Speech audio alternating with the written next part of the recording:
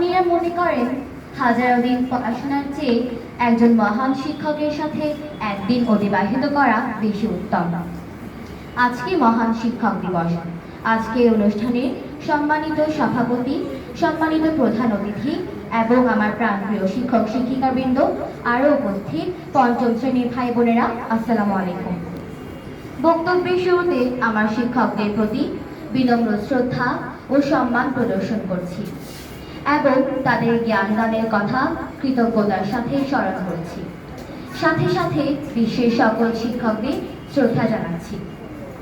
ইংরেজিতে একটি কথা আছে, A great teacher is like a candle. It consumes itself like the way for others. একজন শিক্ষক হলেন একটি মোমবাতির মতো, যিনি ধীরে ধীরে নিজেকে নিঃশেষ করে অন্যের চলার পথকে আলোকিত করেন। একজন মানুষের সফলতার পেছনে যার ভূমিকা থাকে তিনি শিক্ষক। শুধু মানুষ নয়, সম্পূর্ণ দেশকে আলোকিত করে তোলেন একজন শিক্ষক। শিক্ষার পাশাপাশি শিক্ষকদের কাছ থেকে আমরা পাই স্নেহ, ভালোবাসা, সুন্দর চরিত্র, সবকিছু। তিনি আমাদের পরামর্শ দেন এবং সামনে এগিয়ে যাওয়ার সাহস যোগান। মহান শিক্ষক ডক্টর সর্বপল্লী রাধাকৃষ্ণন বলেছিলেন, দেশের সব থেকে সেরা মস্তিষ্কের অধিকারী হলেন একজন শিক্ষক। শিক্ষকরাই তৈরি করতে পারেন আগামীর ভবিষ্যৎ এবং উন্নত দেশ। এই মহান শিক্ষকের জন্মদিন 5ই অক্টোবর। তার জন্মদিনটি বিশ্ব শিক্ষক দিবস।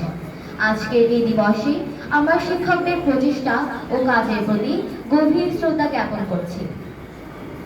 একমাত্র শিক্ষকগণই পারেন দেশের ভবিষ্যৎ প্রজন্মকে শিক্ষিত করে গড়ে তুলতে। একটি আদর্শ জাতি ও আলোকিত দেশ গঠনে শিক্ষকের বিকল্প আর কিছু নেই। তাই দেশ ও জাতির মেরুদণ্ড হলো শিক্ষক সমাজ। শুধু শিক্ষক দিবসেই নয়, বছরের প্রতিদিনেই শিক্ষকদের সম্মান, শ্রদ্ধা ও ভালোবাসা প্রদর্শন করা উচিত। পরিশেষে বিশ্বের সকল শিক্ষকদের বিনম্র শ্রদ্ধা ও সম্মান প্রদর্শন করছি এবং তাদের সুস্থতা ও দীর্ঘায়ু কামনা করে আমার বক্তব্য এখানে শেষ করছি। উপস্থিত সবাইকে আবারও ধন্যবাদ।